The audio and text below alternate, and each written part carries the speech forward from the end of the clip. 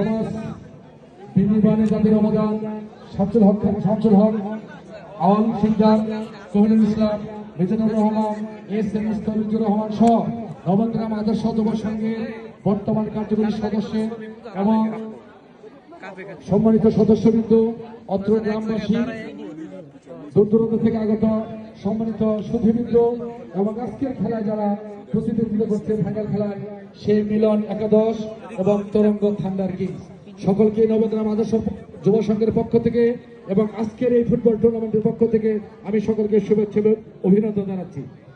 আমি আজকে ফাইনাল খেলা সময় বেশি নেব না, টানটান উত্তেজনা, ফুটবল খেলা ৬৮,০০০ গ্রাম বাংলার প্রতিটি মানুষের হৃদয়ের খেলা।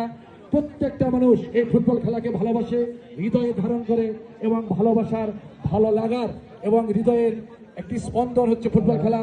তারই ধারাবাহিকতায় দীর্ঘদিন পর নবগ্রাম আদর্শ যুব সংঘ একটি সাহসী পদক্ষেপ নিয়েছে। এই গ্রামবাসী সহযোগিতায় এবং গ্রামবাসী দিয়েছি। দুই পক্ষের টিম ম্যানেজার, ক্যাপ্টেন